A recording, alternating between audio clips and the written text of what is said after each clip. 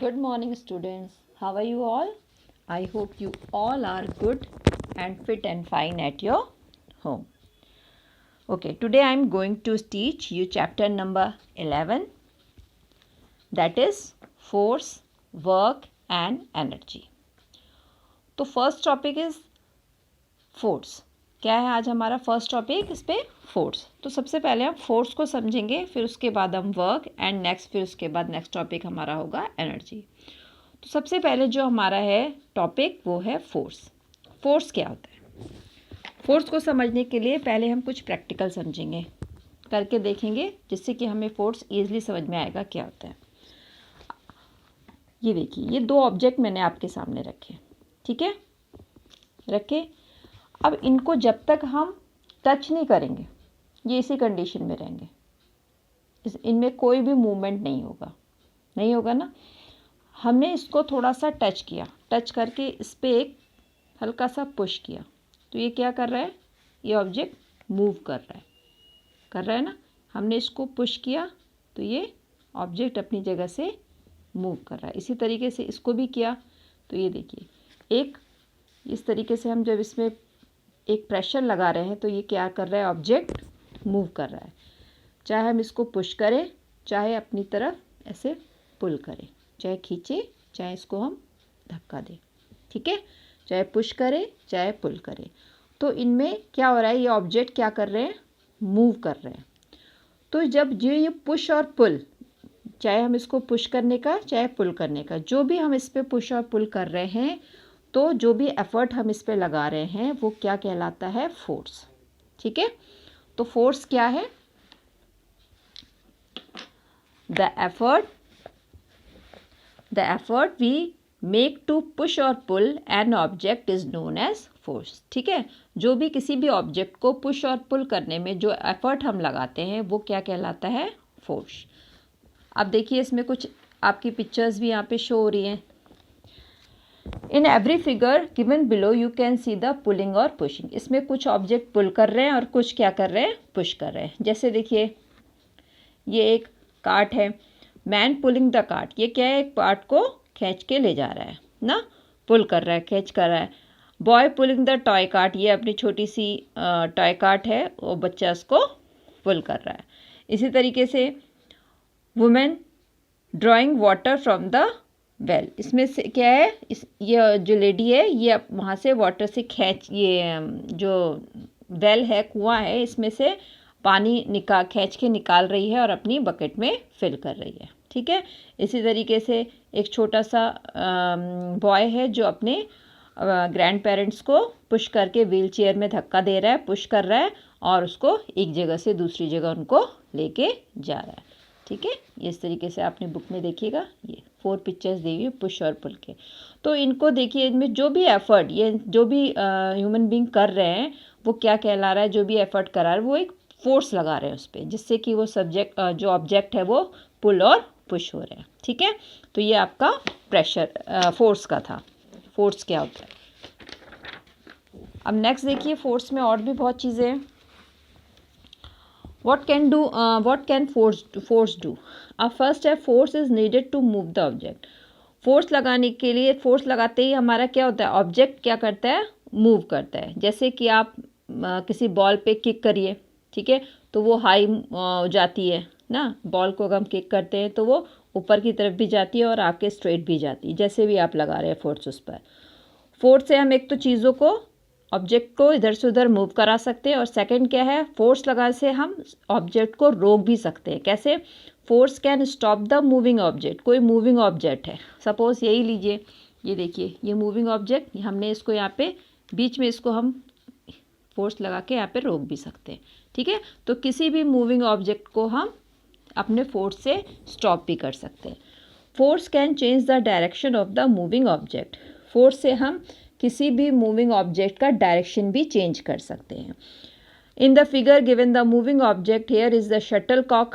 अब इसका तो एक बहुत अच्छा एग्जांपल है. आप बैडमिंटन खेलते हैं, ठीक है, आपने जो आपके दो पार्टनर्स हैं, आप लोग जो प्लेयर्स होते हैं वो मिलके खेलते हैं. उसके बाद एक उसमें से प्लेयर शटल कॉक को अपने रैकेट से फोर्स करके अपने मस्कुलर एनर्जी से फोर्स करके उधर भेजता है, और सेकंड जो प्लेयर होता है वो उधर फोर्स उसको रोक कर वो आपकी तरफ को उसको फेंकता है। तो इससे क्या होता है, उस कॉक का direction one by other side जो भी खेल रहे हैं उसके एक दूसरे के साइड में वो फोर्स अप्लाई होता रहता है। तो इस तरीके से इसका ऑब्जेक्ट हम समझ सकते हैं कि direction of the moving object. तो जो भी मूविंग ऑब्जेक्ट, इसमें कॉक मूविंग ऑब्जेक्ट है तो उसका डायरेक्शन वो प्लेयर अपने फोर्स लगाकर उसको चेंज कर रहे हैं। आप और तरीके से भी देखिए, इसमें और भी दिया हुआ है, force can change the shape object. हम किसी भी कोई भी ऑब्जेक्ट है उसका शेप भी चेंज कर सकते हैं फोर्स से। जैसे कि स्प्रिंग है, ये देखिए, अब स्प्रिंग वैसे नॉर्मली तो आपको ऐसे दिख रही है, इस पर अगर हम एक फोर्स अप्लाई करो ऊपर की तरफ से अगर इसमें से एक फोर्स अप्लाई करें तो ये क्या होगा, ये स्प्रिंग क्या होगी, थोड़ी सी छोटी हो जाएगी ना। इस पर हम अप्लाई करेंगे तो इस तरीके की हो जाएगी, और अगर हम इसको खींचेंगे तो इस तरीके से भी हो जाएगी। तो दोनों तरीके से फोर्स अप्लाई हो सकता है। तो हमने क्या किया, इसके शेप में चेंज किया। एक सिंपल सा एग्जांपल स्पंज का भी है, और एक और एग्जांपल आप घर पे भी ले सकते हैं। जैसे कि आपकी मम्मा चपाती बनाती है तो वो गोल गोल लोइयाँ बनाती है, फिर उस पर क्या करती है, एक फोर्स अप्लाई करती है ना, बेलन से एक फोर्स अप्लाई करती है, और आपको वो शेप चेंज करके, जो गोले बनाए थे मम्मी ने आटे के, वो शेप चेंज करके क्या कर दिया, चपाती में चेंज कर दिया। तो इस तरीके से फोर्स अप्लाई कर हम शेप में भी चेंजेस कर सकते हैं। ठीक है, अब है टाइप्स ऑफ फोर्सेस। फोर्स के भी अलग अलग टाइप होते हैं। किस तरीके के, देखिए, पहला है frictional. A ball moving on the ground comes to rest after moving through some distance, what makes the ball stop, this is fractional force. कोई भी मूविंग ऑब्जेक्ट है, देखिए बॉल ही नहीं, कुछ भी, आप एक सिंपल से एग्जांपल पढ़ते पढ़ते भी हम ले सकते हैं। ये देखिए, ये इस तरीके से एक पेन जा रही है और ये अपने आप ही एक लिमिट बाद जाके देखिए अपने आप रुक गई। इस पर मैंने कोई फोर्स अप्लाई नहीं किया। ठीक है, फिर से एक बार देखते हैं। ये देखिए आ रही है और ये रुक गई ना, मैंने तो नहीं रोका इसे, अपने आप खुद रुकी। तो यही चीज़ बताया, इसमें बोल रहे हैं कि अ ball moving on the ground. अब बॉल तो अपने पास अभी है नहीं, तो ये पेन के एग्जाम्पल से मैंने आपको समझाया। Moving on the ground comes to rest after moving through some distance. कुछ डिस्टेंस, जैसे मूविंग ऑब्जेक्ट है, कुछ दूर जाकर वो अपने आप ही रुक जाती है। तो किस तरीके से, वो क्यों रुकी अपने आप, तो उस पर एक फ्रिक्शनल फोर्स लगा, यानी कि जो ज़मीन से जो अपोजिट साइड है, यानी इसमें तो यहाँ बुक है, तो बुक और पेन के बीच में एक फोर्स अप्लाई हुआ, जिसे हम क्या बोलते हैं, frictional force. When to surfaces slide over each other, the force which stop the motion is called friction. The friction will be less in the surface are smooth. जितना भी फ्रिक्शन वहाँ पर जितनी भी चिकनी सतह होगी, यानी कि जितनी भी टाइल्स में, अब आप देखो टाइल्स में चीज़ें देर से, अब बॉल को आप लो, सिंपल सा एग्जांपल, अगर आप बॉल एक ग्राउंड में खेल रहे हैं तो वहाँ वो बॉल जल्दी जाके रुक जाएगी, और वही बॉल अगर आप एक टाइल्स के घर के अंदर टाइल्स में खेलेंगे तो वो क्या होगी, बहुत देर में रुकेगी। तो जितना वहाँ पर चिकनी सतह होगी वहाँ पर उतनी ही देर से वो बॉल, वहाँ पर फ्रिक्शन फोर्स जो है वो कम अप्लाई होगा, और जहाँ पे खुरदुरी सतह होगी वहाँ पर ज़्यादा फ्रिक्शन फोर्स अप्लाई होगा। ठीक है, सेकंड है muscular force. Muscular force, we use our muscles to do many things like writing, lifting, pulling and pushing because our muscles are use to do work. Such force is called muscular force.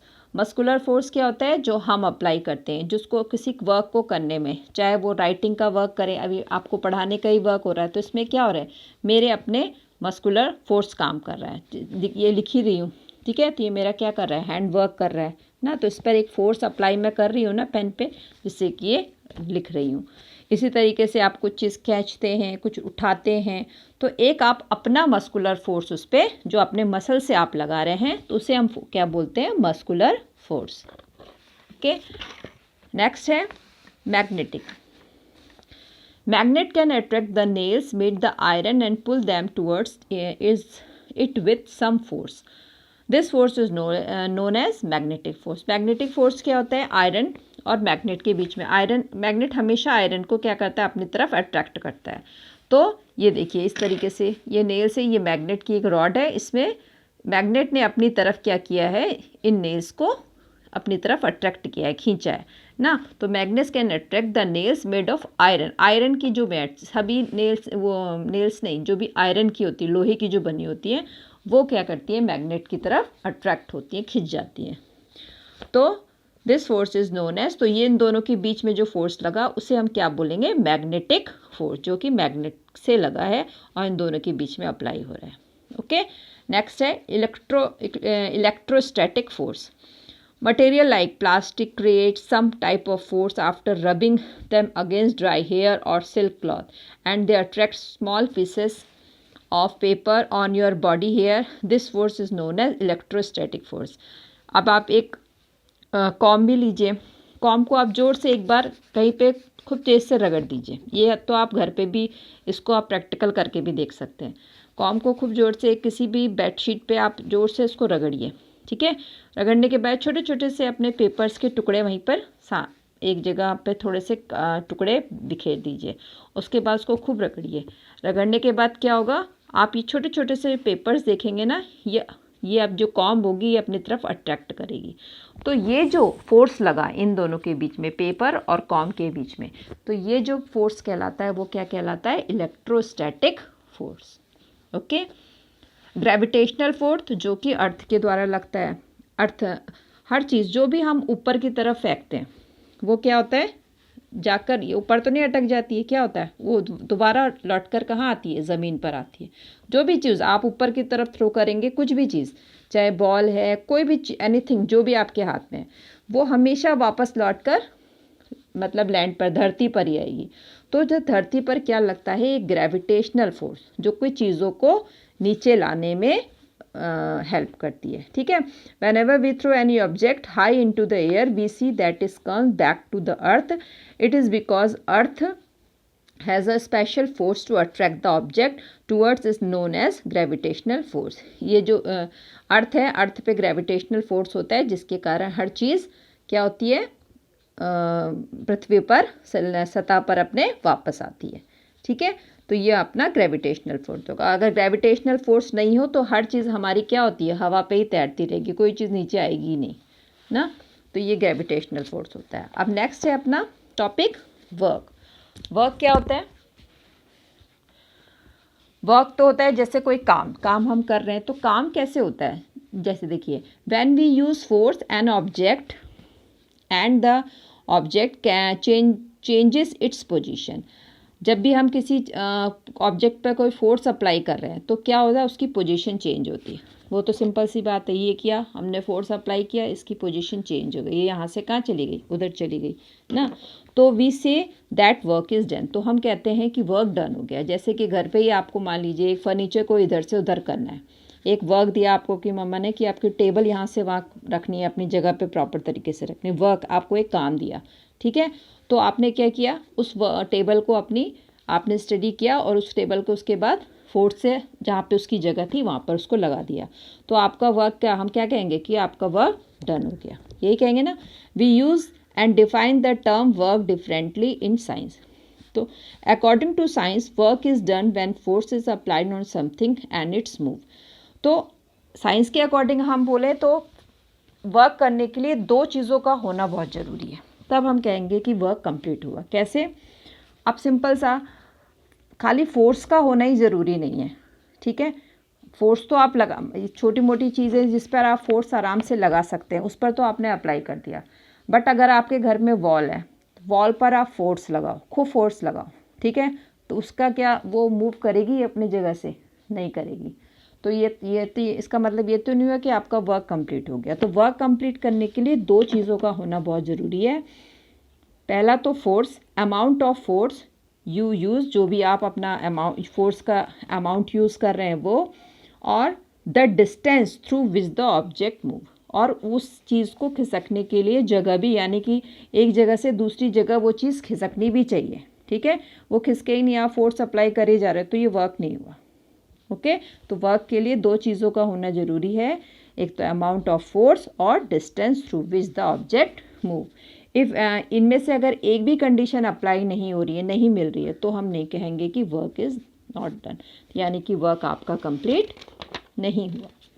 Okay, now next topic, इसमें energy से पहले कुछ अपने work complete करने के लिए हम simple machine use करते हैं। इसके बाद हम नेक्स्ट टॉपिक पढ़ेंगे अपना एनर्जी।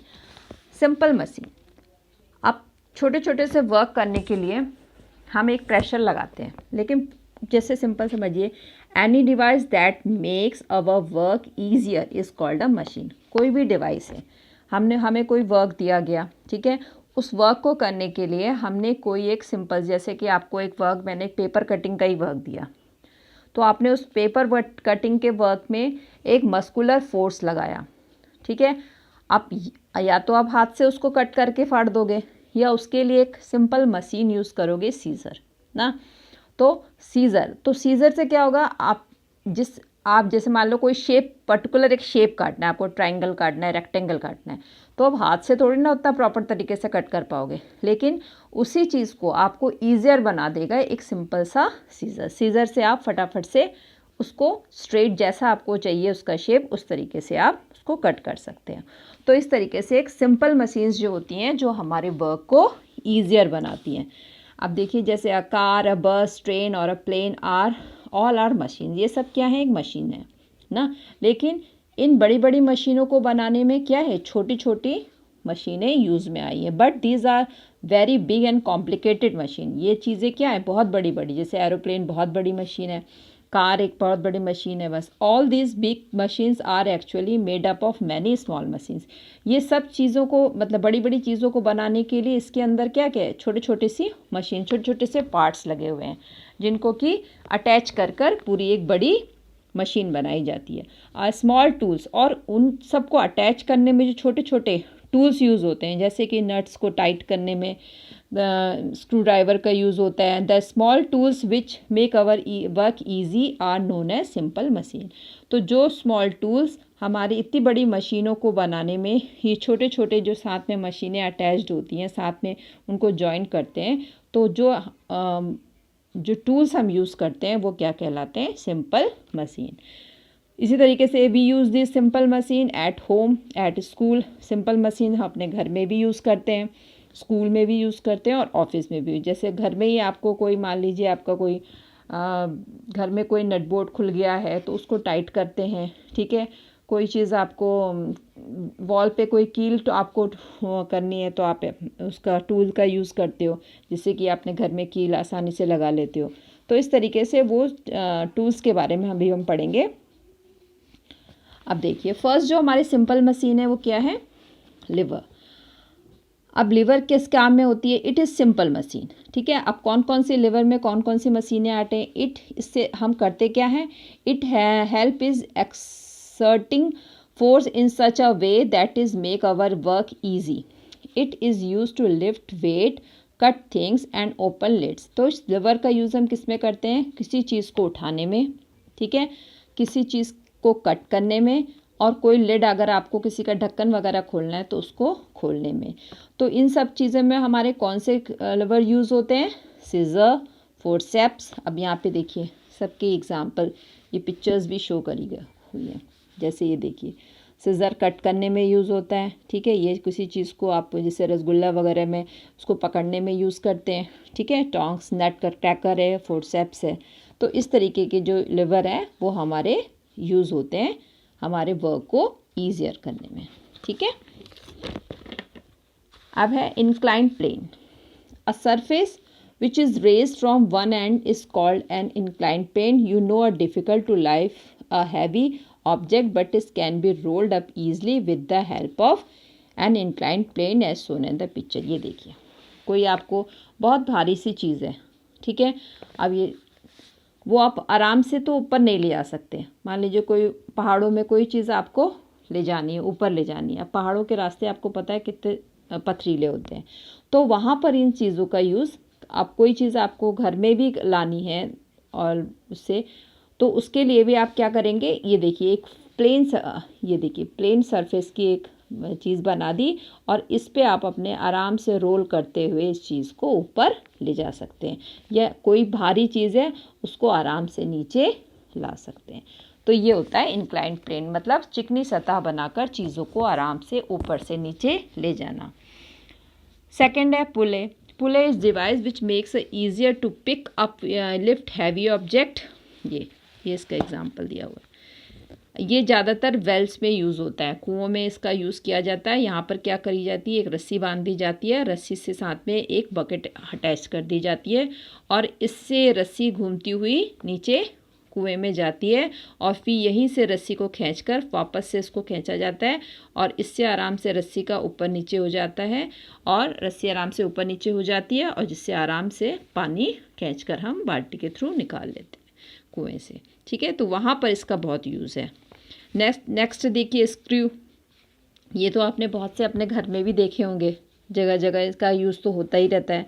घर में आपको कुछ भी छोटी सी आपको पेंटिंग ही अपने घर में लगानी है तो सीधे तो दीवार में लगेगी नहीं, तो इसके लिए आपको क्या करना पड़ेगा, एक स्क्रू वहाँ पे फिट करना पड़ेगा, जिससे कि आराम से आप क्या करेंगे, वॉल में अपनी पेंटिंग लगा लेंगे। फिर है व्हील एंड एक्सल। ये इसका एग्जाम्पल ये है। इसका देखिए, it is a simple machine, it is in which wheels revolves on an axle, it help a vehicle to move. ठीक है, इसकी वजह से कोई भी व्हीकल्स में ज़्यादा इसको लगाया जाता है, जिससे कि बड़े बड़े जो आपको व्हीकल्स दिखते हैं वो आराम से इसके जो पहिए होते हैं आराम से इसके ज़रिए क्या होते हैं, आराम से रोड पे दौड़ते हैं ना। Bicycle, pedal and steering wheel, screw driver are example of wheel and axle. ठीक है, तो ये अपनी कुछ सिंपल मशीन्स थी जो मैंने आपको दिखाई। अब नेक्स्ट है जो हमारा टॉपिक भी था, एनर्जी। एनर्जी डिफरेंट टाइप्स की होती हैं। अब कौन कौन सी एनर्जी होती हैं देखिए। फर्स्ट है हमारा types of energy. There are many types of energy. First है अपना हीट एनर्जी। हीट एनर्जी जैसे हीट से नेम से ही पता चल रहा है, इसमें क्या निकलती है, गर्मी से जो एनर्जी निकलती है। It is most common form of energy, we get it by burning wood, coal, kerosene and LPG gas extra. ये जो बर्निंग होती है इसको हम जलाकर, किसको जलाकर, लकड़ी को जलाते हैं, कोयले को जलाते हैं, कोई कैरोसिन वगैरह जलाकर से जो एनर्जी निकलती है तो उस एनर्जी को बोलते हैं हम हीट एनर्जी। और उसके थ्रू हम क्या करते हैं, जैसे आपने मान लीजिए लकड़ी जलाई तो लकड़ी के ऊपर आप क्या करते हैं, एक चूल्हा बनाकर आप उसमें खाना बना सकते हैं। इसी तरीके से स्टेम इंजन, ये से हम क्या स्टीम इंजन से क्या करते हैं, इस तरीके की ये रेलगाड़ी चल जाती है ना, तो बहुत से काम आती है हीट एनर्जी।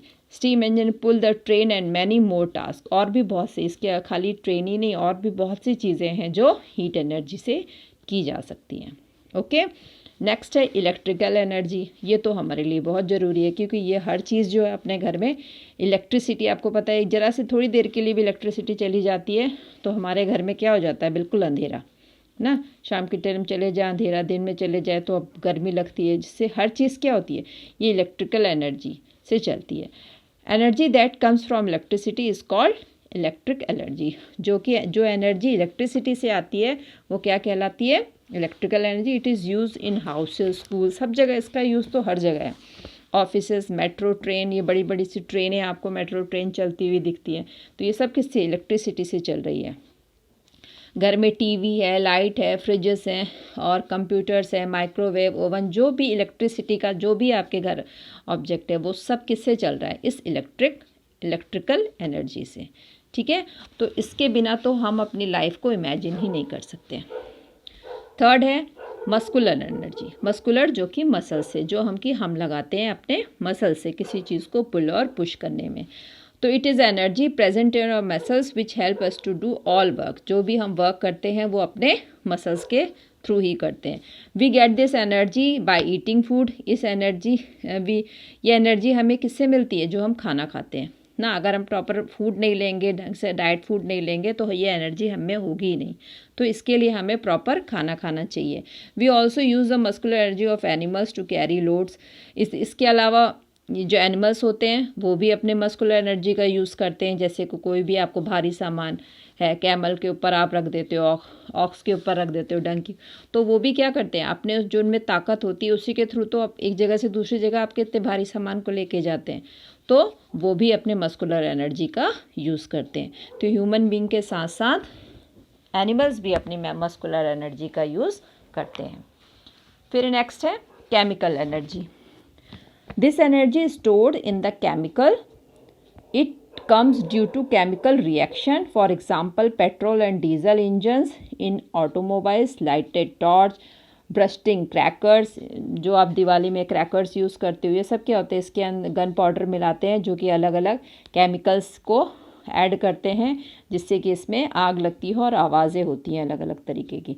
तो ये सब क्या, और जैसे टॉर्च है, एक एग्जांपल सिंपल सा टॉर्च का भी है। इसमें बैटरी इसमें फिल करते हैं, बैटरी में केमिकल जो भी केमिकल चीज़ें जो भी मिलाई जाती हैं उसके थ्रू क्या होती है, बैटरी चार्ज होती है और आपका टॉर्च जल जाता है। ठीक है, तो ये हो गया आपके chemical energy.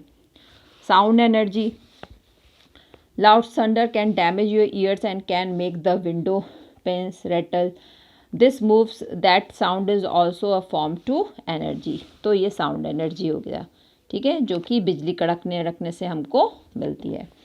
Energy can be interchange from to another. अब एनर्जी को हम चेंज भी कर सकते हैं एक एनर्जी से दूसरे एनर्जी में। कैसे, देखिए, in electric iron electric energy is transfer to heat energy. Electrical energy को हीट एनर्जी में भी कन्वर्ट किया जा सकता है। स्टीरियो सिस्टम, जैसे आपका साउंड एनर्जी, इलेक्ट्रिकल एनर्जी आपके घर में आई, आपने उसको ट्रांसफ़र किया किस में, साउंड एनर्जी में। जो आपके घर में स्टूडियो वगैरह बजते हैं उसमें साउंड एनर्जी। इन टॉर्च लाइट, जैसे chemical energy transfer into light energy. Chemical में बैटरी में रिएक्शन हुआ, ठीक है, जो बैटरी में केमिकल चीज़ें भरी होती हैं उससे क्या होती है, लाइट आपकी जल जाती है उसमें। तो इस तरीके से आपकी ये एनर्जी का था। इस तरीके की आपकी कौन कौन से energy, heat energy, electrical energy, muscular energy, chemical energy and sound energy. अब सोर्सेस ऑफ एनर्जी, ये एनर्जी हमें मिलती कहाँ से है, ठीक है। सोलर एनर्जी, तो फर्स्ट सोलर एनर्जी किससे है, सिंपल सा, ये तो सन से मिलती है। The energy that comes through sun rays is known as sun solar energy. तो सन की जो किरणें होती हैं उससे हमें ये एनर्जी मिलती है। Green plants use this energy directly to make the fruit. Green plants तो डायरेक्टली इसे फोटोसिंथेसिस के थ्रू अपना फूड बनाते हैं और ये वो तो इस डायरेक्ट इस एनर्जी का यूज़ करते हैं। We eat that food and get energy from the सन।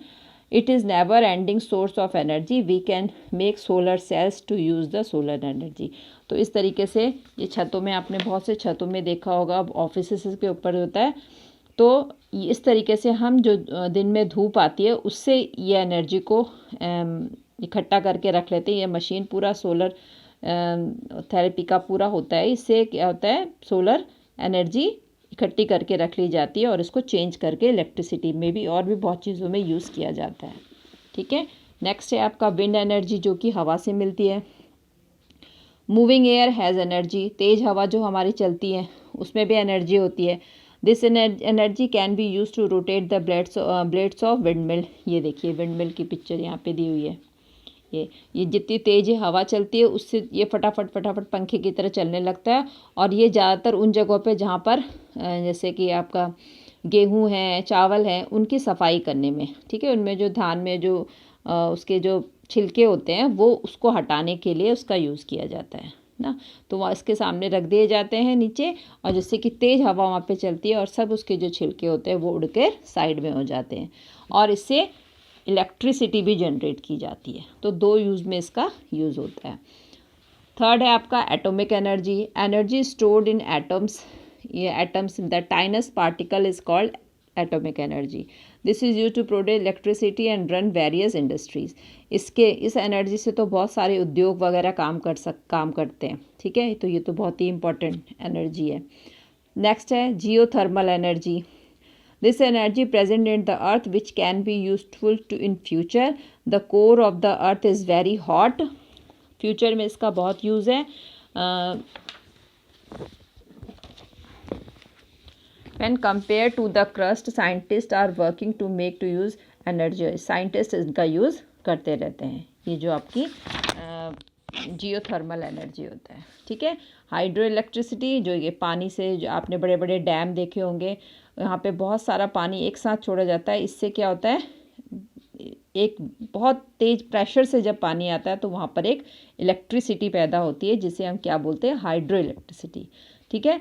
तो electro energy obtained from flowing water is called hydro. से जो फ्लोइंग वाटर होता है, तेज़ बहता हुआ, सिंपल नहीं, बहुत तेज़ प्रेशर से जब पानी आता है, the flowing water has kinetic energy, this energy can be use to produce electricity. इससे भी क्या होता है, ये जो अपनी हाइड्रो इलेक्ट्रिसिटी होती है, इससे भी हम इलेक्ट्रिसिटी प्रोड्यूस करते हैं।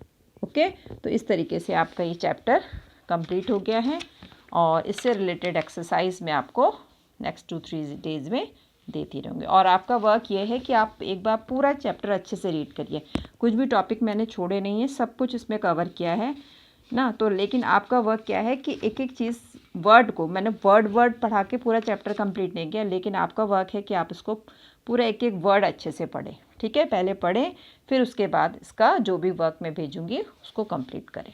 Okay, bye bye, thank you.